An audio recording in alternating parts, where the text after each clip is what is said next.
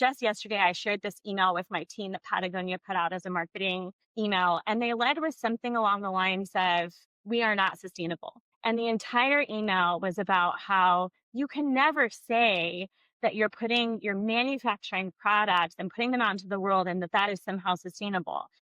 This air of perfection that I think people were trying to take on for a while just led to all these takedown stories. No one's perfect. No brand is perfect. No person is perfect. And, the core of their email was, we are doing our best, and tomorrow we will learn more and do even better the next day, and learn more and do even better the next day. And I love that this brand, who everyone thinks of as the absolute leader in the world of impact, is saying, we're not perfect and neither are you.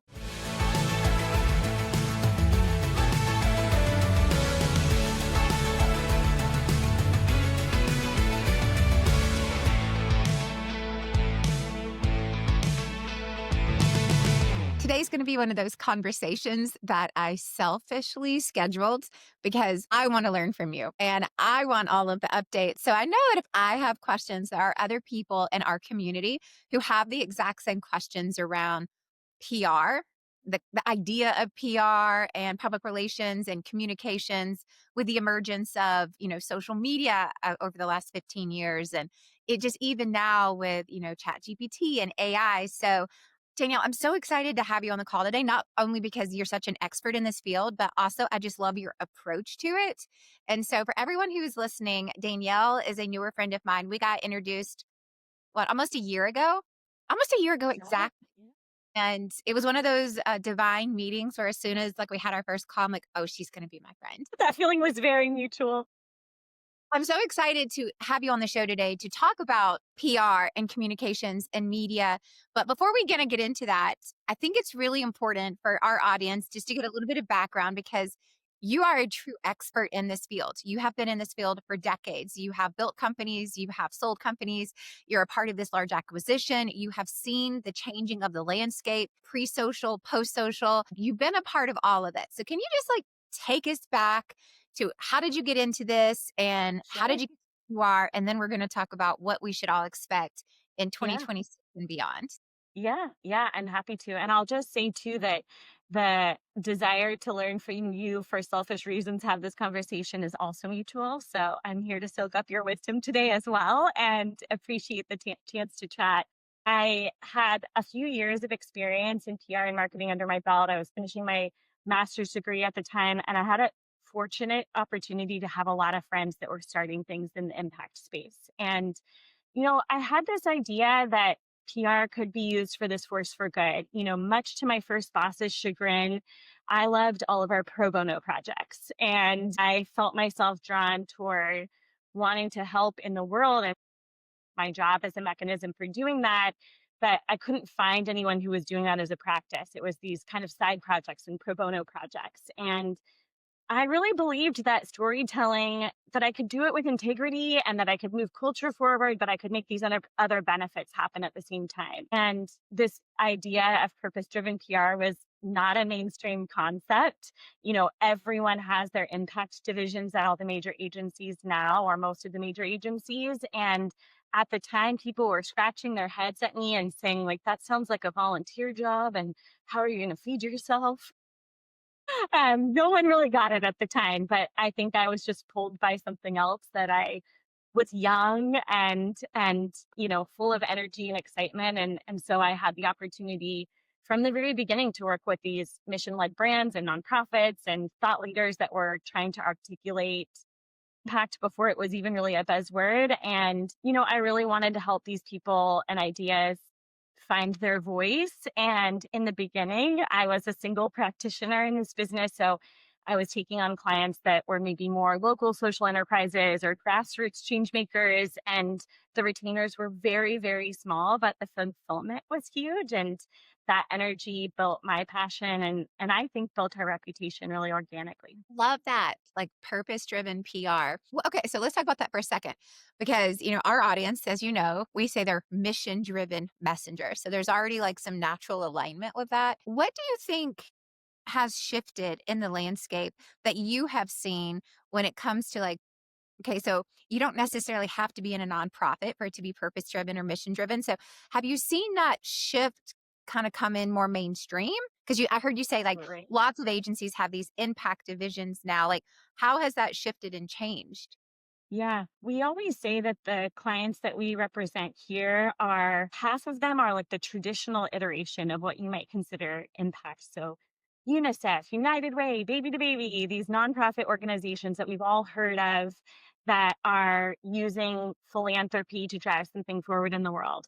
But the other half of our business are maybe less traditional iterations of that. And so it might be, anything from fashion brands who are making their products sustainably and ethically with the people who are being employed by them. They worked on Kristen Bell's This Bar Saves Lives for Nola Bar. We've worked on water bottles and bicycles and like all these other consumer products that in some way have a social or environmental mission baked in that they're using the mechanism of business to drive forward. I was so excited when I stumbled upon you and what you were doing because you're the first person that I found outside of ourselves that was really thinking about the idea of mission or purpose driven people as so much more expansive because, we also work on a lot of books and the authors that we choose to say yes to we think are just putting really important ideas and wisdom and knowledge into the world. And there is an authenticity that cannot be defined and can only be felt when you come across someone who has lived experience, real wisdom, and a true desire to help people with what they're putting into the world. And that can't be substituted. And I think, we have been so fortunate to work with people that fit the bill on that. You know, Dr. Edith Eger is a really good example. She's a Holocaust survivor, turned therapist. I mean, I was working on her book through the pandemic, and gosh, what a gift to have her in my ear every single time. It's not a nonprofit. She's raising money for anyone, but this is a 95-year-old woman who has an incredibly rich life of high highs and low lows.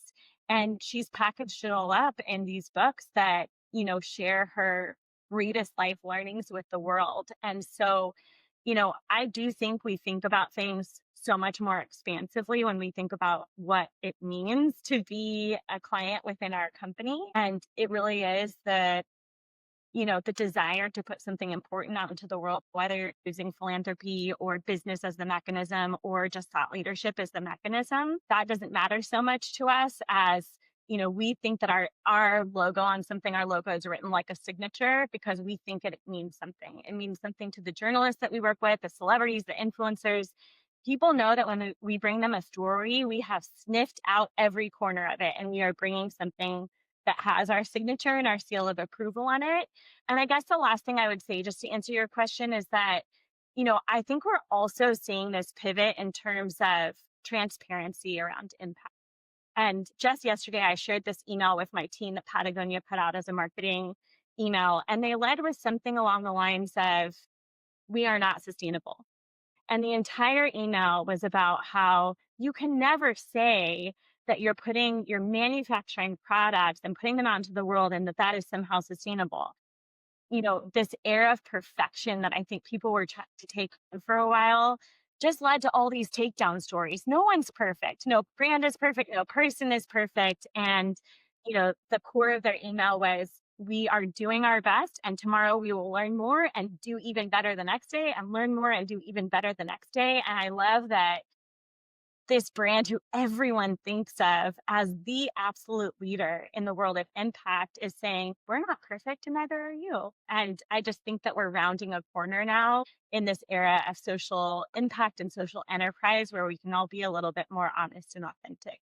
Man, you said so many things in that little bit that I'd love to unpack. You talked about stories, you talked about books versus like big consumer brands, and like PR is for anything really. And I think that that's a huge part. And then this idea of story. So I want to pause on those two things and come back to them as how does PR relate to, big nonprofits like UNICEF or United Way, or big consumer brands like Patagonia also relate to an author or a small business owner or an entrepreneur, and like really talk about that as an expansive, like this can be for anyone and what's the right season? How do you know if it's for you? And then the idea of this, you said, and I love what you said. It's like, hey, we have rounded every corner of the story. And I think that's a big part of what people miss when they think about PR.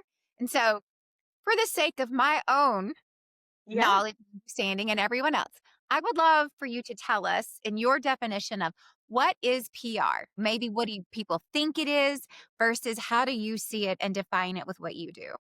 Yeah, I think there's a lot of different ways of defining it. It ultimately ladders up to the public reputation and awareness of an individual or an organization or an idea. And, we just put out a newsletter about this yesterday that in this age of AI and algorithms and social media and technology and the rapid change that we're seeing in the media landscape, I think that sometimes people forget what that R stands for, and it stands for relations, which is all about relationships.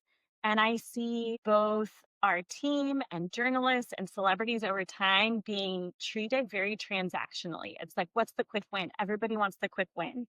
And people will sometimes ask me, well, what's the silver bullet? What's just the one thing I need to do? And if I have the answer to that question, first of all, I don't think we have silver bullets anymore. I think that, there is so much information and so many communication channels. Live in a very noisy world right now. And so I don't think that those necessarily exist the way that they once used to. I used to be able to like get a client on Oprah's show or in the pages of Lucky magazine, and I would be like, that's going to sell out, and even Oprah doesn't always have that impact. And that's not to criticize Oprah. It's just the age that we're in. And so I think just to go back to what I was saying about relationships is that it's so important to remember that these are relationships, and technology and AI, it helps support us maybe sometimes move more quickly or be more creative, but it is not a substitute for that human to human connection. When you're talking about creating cultural ripples, those ripples don't exist inside of ChatGPT. They exist inside of humanity. It's when one of us looks at something and says, I'm interested in that, or I'm moved by that, or, that matters to me. That's what culture actually is. And so when you're trying to impact culture, you can use these tools, but you have to remember it's like building those human to human connections that actually matter and actually ladder up over time. And I often give clients this anecdote. I say, when can sense them wanting to move really quickly with something, or like, just get this person to do this thing for me, I'll say, like, okay, you would not go into a party that you've just met somebody for the very first time and say, hey, will you host my birthday party for me? And so, the same idea applies here. Like, this journalist, this influencer, these are all human beings. Treat them like that. Treat them like a human being that you are building a relationship with.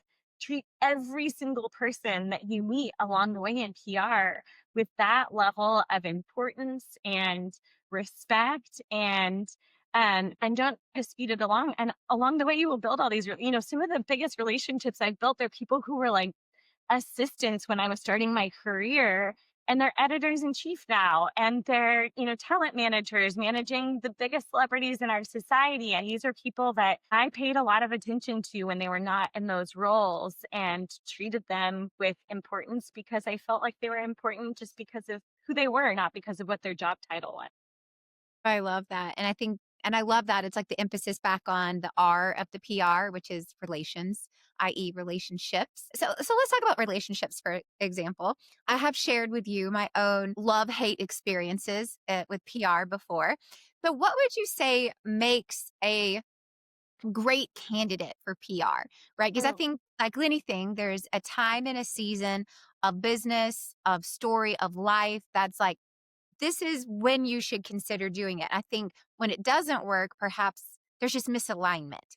And when there is alignment, I think it works really, really well. And I think a lot of people have misunderstood or unmet expectations about how it works. So I'd love to yeah. just get a quick 101, right, in PR of like, how do you know that it's time for you to invest in a relationship, time and money? And what people are really looking for to even just do like a self reflection of here's how you could do a couple of gut checks to go, oh, actually, maybe this is something I should look at. Hmm. Yeah, it's a really great question. And you asked a form of that a minute ago, and I skipped over it. So I'm glad you came back to it because I think it is really important for people. And first of all, I would say it's worth not glossing over what you just said, that you and other people have had a tricky relationship with it. And, there's a lot of us in PR that, like the legal profession or the accounting profession or the medical profession, that you had to become licensed to do this job because truly anybody can say, I'm a publicist. And we see it a lot in Hollywood, where somebody just is connected to a lot of famous people and they're like, I'm going to be a publicist now. It's And true. that sometimes means, like, it can mean all different things. Like when I've seen that, I've seen that a lot of people that have access to a lot of high profile rooms and they're willing to walk people into a lot of high profile rooms. That is not the publicist that you want writing the messaging for your brand, to be iterated across every single form. That's the person that has a lot of relationships, and good for them that they're opening it up. That's no critique there, but it's a very different format. And so if you go to a publicist, first and foremost, I think it's finding the PR team that really has excellence and proficiency at what you're hoping they will do in PR, because there are so many different types of publicists out there, and you really have to act to see the results that are in the types of results that you want to drive. So asking questions about, like, who are the organizations or individuals that you have worked with that are similar to me, and can you show me the actual, like, links online to stories that you drove, or show me the case studies, or show me the results that you've actually secured for someone that looks like me. Because the flip side is true too. Like, I could have driven incredible success for the most famous person on the planet. You know what most of that publicist's job is? Saying no to things. They spend the majority of their time saying no and finding the, like, small number of things that they're willing to say yes to.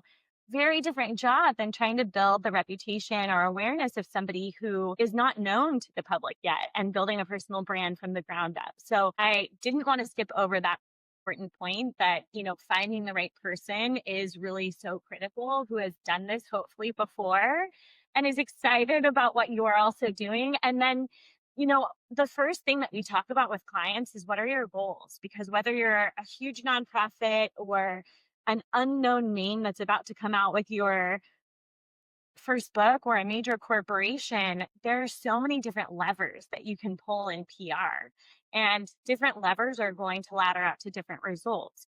If I'm trying to really help somebody transition their public brand image, who is already a known um, expert in the landscape, I'm going to look at, okay, here's what you're known for now. Here's what we want you to start to be known for a year from now. So what are our benchmarks along the way? And how many different times can we start to pivot and transition this, and help you become known in conversation for something different? We just worked with an author who had a really successful book, but she was coming out with a whole new subject matter. So we actually got going with her, gosh, I think about 8 or 9 months before her book actually came out, and started getting her to become known for this new thing, because it was very different than what she was known for before. And that's not where her public reputation or expertise lied at the time. And similarly, we might have somebody who's saying, like, I'm about to enter a huge fundraise, like, get me a story in the Wall Street Journal or Fortune or Forbes, because that's what my investors care about.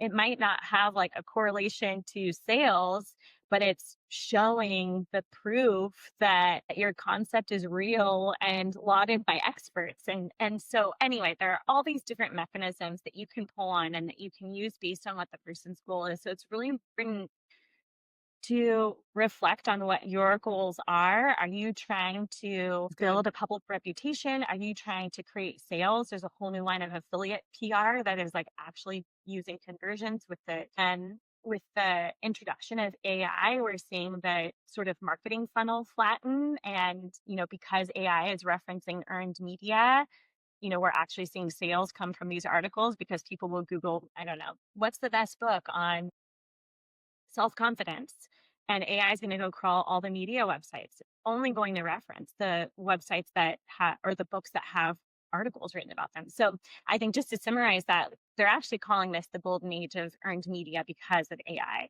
A lot of people think that websites and SEO are on their way out, and because more and more people are using AI search engines right now, that earned media is more important than ever. You can't pay for an ad in earned media. You can't pay for your SEO placement Yeah, within that's these. such a good reminder. Yeah, and so people are saying, like, if No, you that's wanna be good. ahead of, like, Google and SEO sort of phasing out and AI coming in, like, there's no other way to be there. I mean, you can pay for a story in a media outlet, but those are like $100,000 usually, That's and really what so I wanna pause on that for a second because you're the first person who has really drilled down on, like, let's differentiate what paid media is versus earned media, because that is a really important concept of the idea of, I've already just, like, in my networks over the last probably, like, last year, already been talking about how many people are like, the amount I have to spend on a lead is twice what it was, or what was working a year ago just isn't working anymore, or, it's everyone's like, "Well, you just gotta put more in," and they're like, "Yeah, but it's not getting the return that I used to have," and I think this is really important to go, right, there's organic traffic, there's paid traffic, but this concept of that earned element, you may have to pay, right, someone like you to get in those media placements when you go to these big LLMs, right, the large learning models, right, there's not like, it's not like you're paying to be the first result, like, yeah, it's scouring the web of going, "How many times were you referenced? How many articles were you in? How many placements did you have?" Let's just pause and talk about, like, earned media and how that is going to become increasingly important for you to show up in, a chat or a Claude or whatever your preferred, yeah, AI tool is. yeah, I think, there are ways of showing up in those places paid, but it's paying for advertorials and things, which again, looks like $100,000 usually in any of the like major media outlets for one singular placement. And, I have a lot of empathy. We work so closely with journalists in the media industry. So I have a big love of journalism and storytelling, and that's what landed me here in the first place. I'm one of the most voracious readers I've ever known, and I have a lot of empathy for the fact that the media industry has really still continued to struggle with what their profitability model is. Mm. There are very few entities that have really mastered it, and when you look at what they are, it's like the New York Times coming up with Wordle was one of the smartest business mechanisms that they ever employed. And so I think that's the first component. Like you can pay to be in there. And I think we'll probably continue to see shifts in this because just like we know that this is probably one of the most important times that our role has ever existed with this change that we're seeing happen right now. The media knows that as well. So it'll be interesting to see how they like pivot and respond to this and if they start to make some of those advertorial platforms more cost effective because right now you can work with a publicist and depending on what you're doing, let's say you spend $100,000, you're probably talking about anywhere from 5 to 50 media placements that you are getting for that $100,000 versus like one standalone article. But I think largely what people have to be thinking about is that someone was just telling me a story about he does PR actually for liquor brands and he was in a liquor store and he watched this kid walk in and he held up his phone and took a picture of a stack of alcohol and said, based on what you know about me and my preferences, which whiskey do you think I will like? And he just walked over and grabbed the like recommendation that ChatGPT gave him and walked out. We have to be paying attention to what this younger generation and even the older generation, like my in-laws are using ChatGPT to ask for recommendations on things. And to the point that you just made, it's over 90% of what informs these LLMs is earned media. And so, Mm, what are you saying about yourself? And it's not just being in the media, but it's also how are you being in the media? I heard another recent example about two different ice cream brands. One, both very well known brands. And, one has really like stayed in their lane for the decades that they've existed. And another younger one has done like all these interesting collaborations across sports and entertainment and fashion. And because of that, the new competitor is actually like way outperforming the other on ChatGPT in terms of recommendations because ChatGPT and other AI models are actually looking for they more heavily prioritize things that are showing up across culture in many different verticals. So that's actually weighing into the results that they give. So it opens up a whole new level of complexity for developing your strategy, and it takes time. Like, you're not going to achieve all of those things in 1 month. And so back to that R and relationships, like, you know, if you're just looking for a quick hit in your income, like, that PR is not the thing to do it. Largely throughout our history, it's been thought of what I'm talking about is very bottom of funnel, but when you're deciding to invest in PR, you should be thinking about it top of funnel, and it's your long-term brand positioning and where you should be willing to invest in for a long. And you want to get into a relationship that you're saying, like, I am going to partner with you on helping me shape my brand image for the next 1 to 5, 10 years. And yes, I want to see some, like, wins and growth and things that we can champion and point to along the way.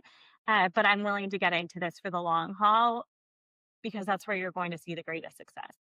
I love that. And I think this is great because you mentioned earlier books, and we work with so many authors. And we've even had this conversation that, I run into a lot of people who are, launching a book and they're like, okay. And they're even told by their publisher, as soon as you're ready to launch your book, you need to work with a PR firm.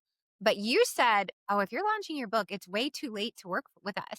We needed to be working with you 6, 8, 9, 12 months ago.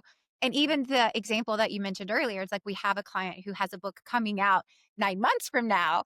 We're working on that now. I would love for you to speak just for a second to authors, since we have so many are aspiring authors, of Yeah. going, what does the media actually look at? Because you even had this great conversation with me about it can't just be about the book.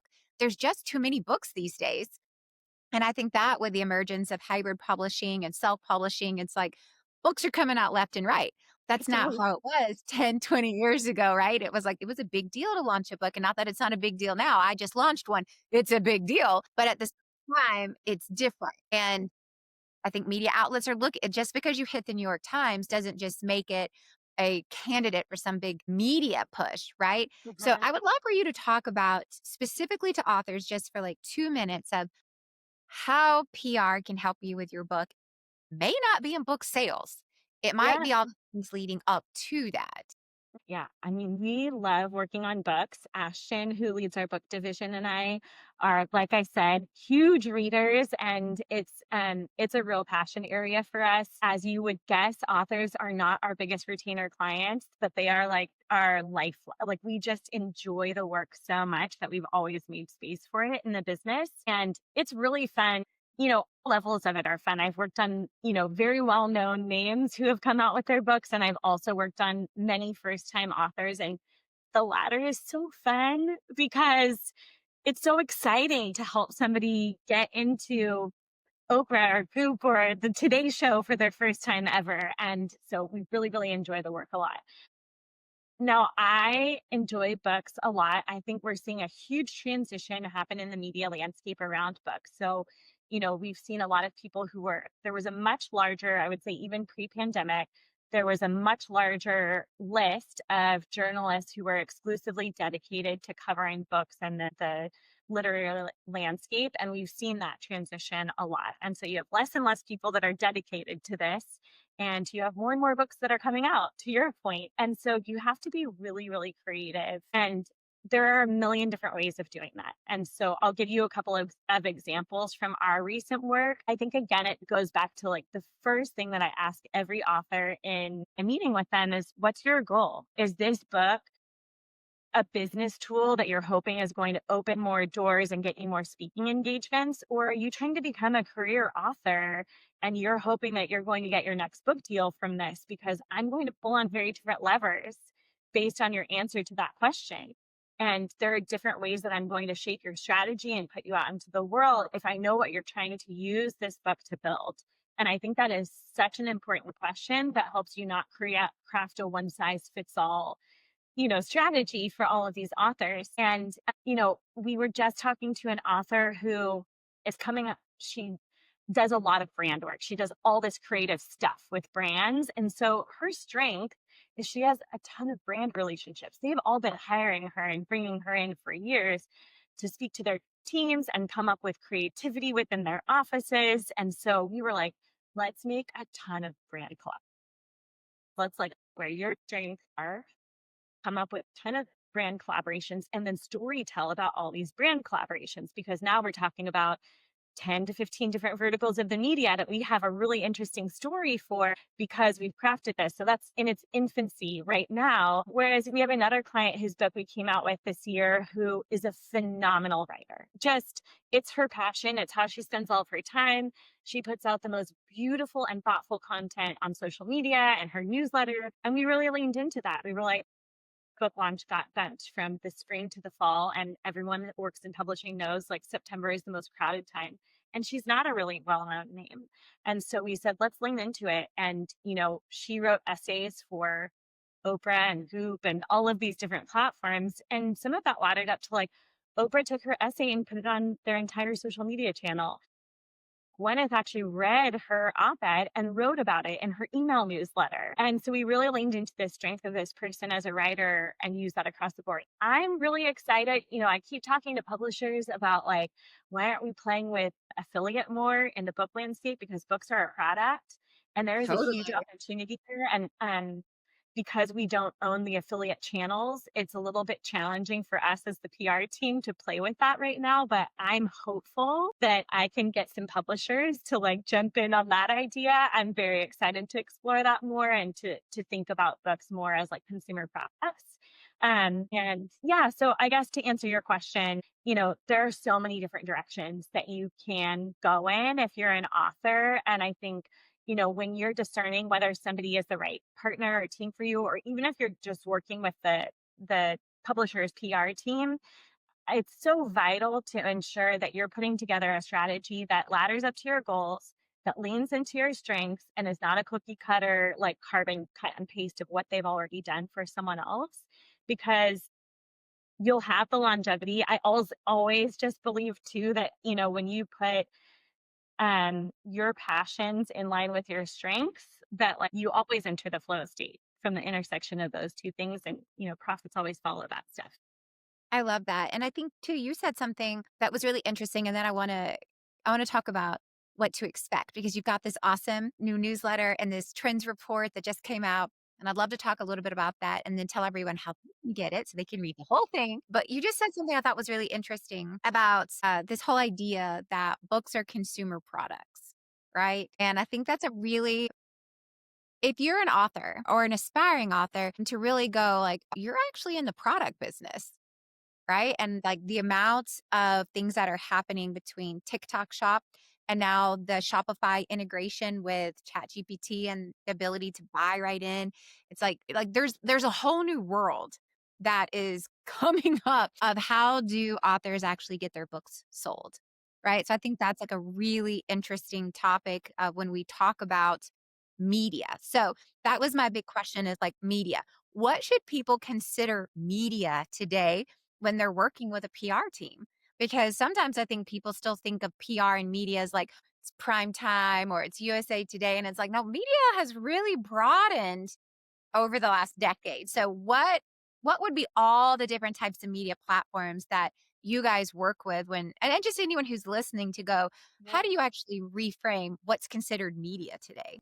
Yeah, it is a very wide landscape and fragmented, like we talked about a few minutes ago as well. You have a million different places for people to get information from, and it's why we'll never have friends again because everybody's attention was focused at a singular time every single week around that TV show, and we can't have that now because you can get information and content any time of day on any different platform. And it is a complicated world out there, EJ. So I don't envy anybody who's trying to make sense of this all at once. But, when we think about media, we're thinking about all of it. Where are people getting their information? Yes, it's the traditional media, newspapers and TV and websites um, and then there's huge, obviously we're talking on your podcast right now. Every publisher will tell you that podcasts are the number one platform that sell books at this point in time. And I think there's a myriad of reasons for that. First of all, you have the opt-in of the person who's like listening, who's willing to spend 30 minutes to 2 hours listening to whichever host it is that they're following. And they really respect and trust that they're curating guests that are in line with their taste. And if you're willing to spend again 30 minutes to 2 hours listening to someone, you probably, if you keep that episode on, you're like sold on what they're doing by the end of it. And so, there's a big desire for authors to be on a lot of podcasts tied to their launches. But we think about all kinds of other things as well. Obviously, the social media landscape, people are increasingly, when I'm interviewing entry level people for our company, for years, when I say, "Where do you most often get your news from?" I hear social media. I'm like, "But tell me which outlets?" And so certainly social media is a big part of where we have to be telling stories across. And I can talk about that more when we talk about the shift too. And Substack obviously is an emerging platform. We're seeing really, really credible journalists who sometimes have lost their jobs in these big major entities move to Substack, and they're bringing a huge audience very immediately with them as well. And then there are other things as well. So we think a lot about thought leadership because so many of the people that we're working with are pioneers in their space. And so whether that is writing op-eds in the media or whether it's speaking on a stage, whether it's a solo talk or a panel, at South by or Forbes Women or these big platforms where you have a huge opportunity to get in front of a lot of the right people. And then even awards and accolades. So, whether it's the Time 100 list or Fast Company, Most Innovative Companies, Inc. Best in Business, all of these media accolades and sometimes industry, depending on the individual too, that exist, that can help you become a credible expert in your space. And that is a lever that we pull on, especially when we're working with an author who is trying to use their book to serve their career. We will really lean into submitting them for a lot of those accolades. And it's so fun because a lot of those only come out once a year. So we'll do these nominations and we'll be like 6 months past the end of our body of work together with the author. And we're like, hey, you won another award. And anyway, it's fun to keep in touch with people in that. That just like we said, it's expansive and there's not Mhm. a one size fits all. And it all starts with the end in mind. What are your goals and how do we reverse engineer it from there? And I think that that's a really powerful takeaway for all of us. You can't just think a PR is the solution to selling books or getting your name out there. It's like, well, no, it may not sell any books, right? But there's all these other things it could do. And Mhm. I think that is a really important conversation around this idea. So Mhm. let's talk about this idea of PR and communication and media as we head into 2026. Because at the filming of this episode, we're in the home stretch of 2025. And that means that there's a lot that we can talk about of how do we look forward to the new year and how we plan our own approach to communications and media, whether you work with a PR firm or not. And you guys just had this awesome trends report that just came out that Yeah. we're going to give access to everyone. We'll put it in the show notes. I'll go ahead and tell everyone where you can get that now, but then we'll also have it in the show notes and it'll be everywhere that you need to go. And however, here's what I would say too is this isn't just a report, it's a newsletter, right? And so I guess Danielle, before I tell them where to go, like how often do you think that you guys are going to be putting out information? Yeah. So right now we're planning to update this report on a quarterly basis because PR and media and the technology landscape are moving so quickly. So there will be things that probably remain, but our plan is to update it every quarter.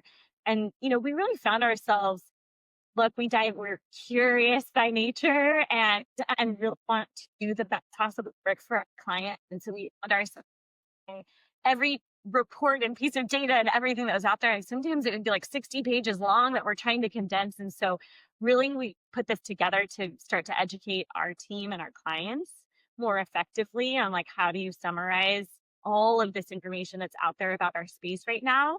And then we were like, let's just share it, and let's just So the much. rising tide sails all ships, right? And so yeah, we are planning to update this basis. We also have launched an email newsletter that comes out once a week our promise is that it will never take you more than 60 seconds to read it because we Love value that. your time down to the second. And just these like small snackable things that people can, read this. I have so much feedback. Yesterday's was about that relationship topic. And I had so many people. One of the things in it was like, who can you reach out to today to not ask them for anything? To just be of service, to listen, to check in on how they are, like take that action today. And I got so many emails from people that were like, gosh, it was so refreshing to just do that and to think about doing that and not to think about all the things that the people I need to be in contact with to ask them for something and instead to just like take a moment to say like who could I be of service to today and so anyway we have this weekly email newsletter that's sharing these trends in real time and we'll be doing a series of workshops for them as well. The first one's happening before this podcast will air next week, but then after that we're really developing like a series of what are the pain points for people in this space and how do we start launching a teaching curriculum to help people tackle those. I love that. So here's where you can go. Like I said, I'll put it in the show notes, but there's going to be a weekly version. I love this quarterly update, but there's an amazing trends report right now, right? Here are 10 things you need to know as you step into 2026. Go to LELLECOMM.com / the shift. So LCOM communications.com / the shift. We'll put that in the show notes, but we're only going to get to talk about a few of the things on this trends report as we step into 2026. You're gonna have to go download this to read the rest. I've already subscribed. I can't wait to get the quarterly update because we have so many in our community asking, and I'm like, I don't have time to go distill this. And you guys have all done it for us, which I'm so grateful for. So, in your opinion, if we were to look at this, knowing our audience of mission driven messengers, small business owners, entrepreneurs, speakers, authors, thought leaders, coaches, consultants, what would you say are the most important trends that we should spend the next few minutes talking about as we step into 2026?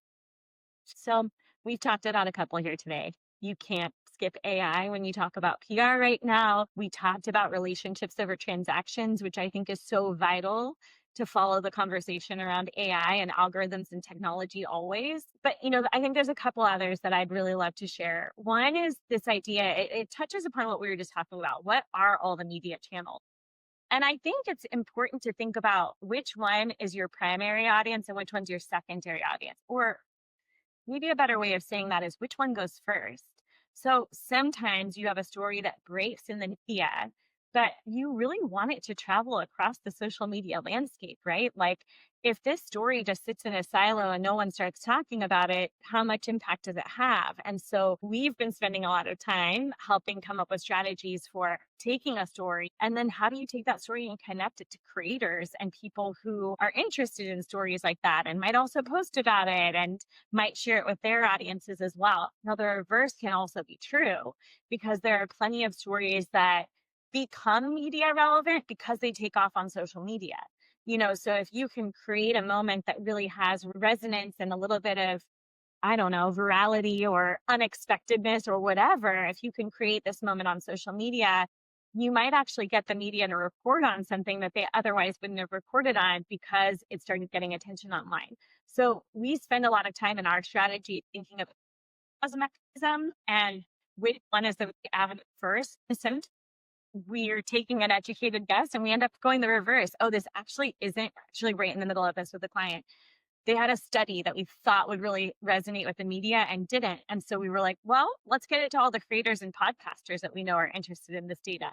We have it taking off there. So now the media will become interested in it because everybody else is talking about it. So you can reverse engineer which one goes first.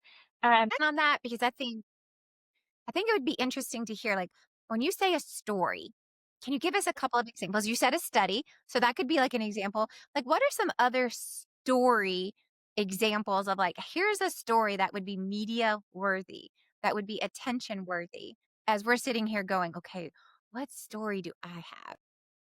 Yeah, it changes every day and every week. Gosh, it's hard for me to come up with a really succinct answer to that. It's so individualized, It's like what what is your business goal? What is your life experience? What is your knowledge and wisdom base? What's unique about you? How does that marry what's happening in the zeitgeist this week or this month, or we know the holiday season is coming. Do you have wisdom for people navigating that time? And so there are all these points of intersection that ladder up to like, what is the story that you're telling right now? Gosh, I wish I had a framework for like what makes it media worthy, but that can really change day to day and week to week too. That's fair.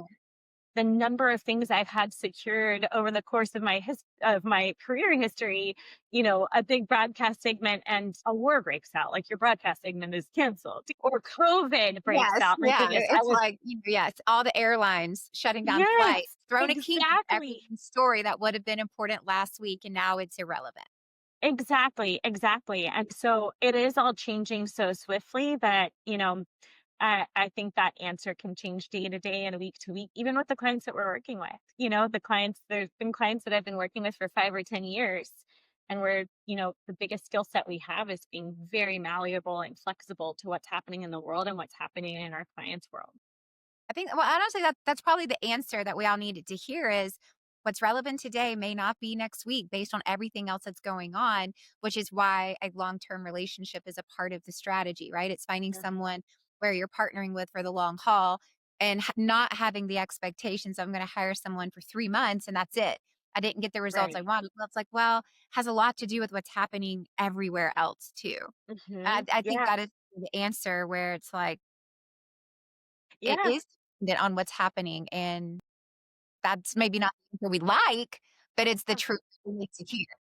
Yeah, Forbes used to put out this list of the most stressful jobs to have, and PR was always in the top 5. And my first boss, I thought that it was so wise what she said. She said, it's because of the number of variables involved in our job. Input doesn't always equal output. There's so many uncontrollables when you're talking about influencing people. And sometimes that has nothing to do with the story you're trying to tell, and it has everything to do with what's happening in that journalist's life? Did they just lose a family member this week? Did they get sick? Did they tire blow out this morning? And then layer that onto what's happening in the world. There's just so many complexities. And that's why we always go back to like, if you're in it to create these human to human relationships, you will win over time. It will pan out over time. But I think that's the key word, over time. Yes, yes, you're exactly right. Yes, yes. And, the other trend I think that's super interesting for authors, especially, is this idea that like culture is the new mass media, and I think people can want those very quick hit transactional results. And sometimes if you step back a moment and say, like, I am going to construct a cultural moment, and you stop trying to chase like tell this story and this story and this story. And instead, you are able to get creative and thoughtful enough to create a moment that everyone's going to be chasing that story to report on. That takes time. It takes time to be creative and come up with the right strategy and the right moment to create. It takes time to implement it. That is like a let's do this really interesting thing in 6 months sort of a strategy. But oftentimes we see that you end up creating the thing that reporters are flocking to rather than you pushing your ideas on them. And I love it when people are willing to buy into that sort of an idea.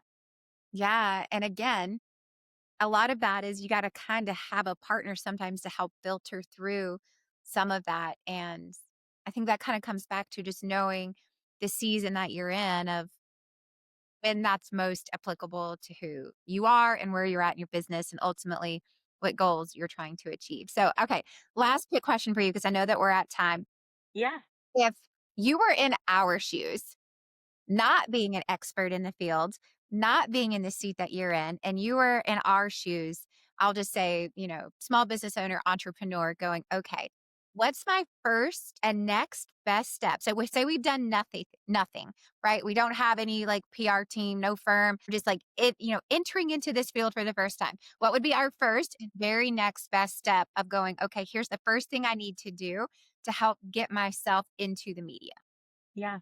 I love this question. I'm in the middle of developing a course that won't be out until next year because I have so many friends that can't afford to hire an agency. And I want them to know how to do this. And we have taken on clients and in a limited way, we'll do these like 1 day strategy sessions and like actually teach them how to do it themselves. And so, if you have the means and mechanisms, like you can definitely invest in somebody to help with that strategy. But I think going back to that first point of relationships, like people can get so overwhelmed with the idea of creating a relationship with a journalist. It feels like they're superhuman or something. And breaking news, they're not. They're just people just like us, you know? And so when I've guided friends through the process of creating this on their own, it's like as simple as like, what's a really thoughtful way that I can introduce what I'm doing to this individual who writes about what I'm doing.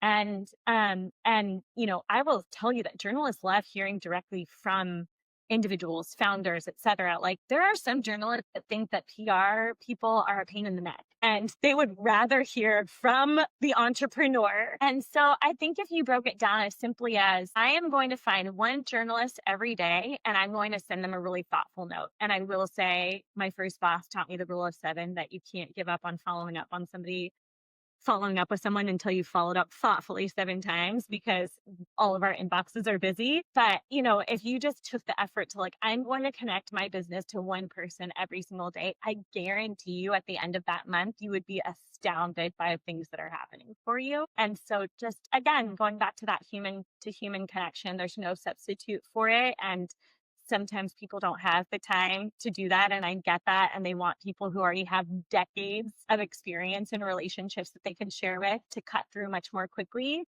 But if you don't have the budget to invest in that, you will be amazed by what happens when you start to make those relationships for yourself.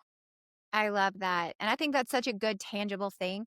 You can find the journalist handle on social media. They're usually emails are accessible, they are findable. Go whatever to whatever publication or whatever it is that you read or listen to, find a person and reach out. And I love what you said too. It's like if you have the money to hire someone, great, go do that. But if you don't, then you have to make the time. If you don't have the money, then you have to make the time. And if you're not willing to do either of those, then don't complain. Yeah, that's exactly right. This has been so helpful and so insightful. And I think also just clarifying, right? Of like, these are the proper expectations that all of us should have, regardless of what our business is, when we're finding a good media partner. And the big aha for me today was really thinking about these LLMs and how, because I will be the first one to admit it's like, I can't even remember the last time I went to a normal search engine. It's been months. If I need something, I'm in ChatGPT. Like that's where I go. Your homework assignment today is to go look up your categories on ChatGPT and see how you're showing up and think about. Yeah, I think that's so, so good and so helpful. And just a reminder, it's like, hey, like this is the era of earned media and you better be showing up somewhere. Hiring a PR team is one way to do it. Reaching out to journalists is a DI way of doing it, but we've got to start doing it in this thought leadership space. Danielle, thank you so much for coming on the show today. For everyone who's listening, I will put all of the details that you need to know to get the trends report, subscribe to the newsletter. They'll be in the show notes. So go grab it from the show notes and we'll see you next time on the podcast. Danielle, you were amazing. Awesome. Thank you so much. Everyone else, we'll see you later.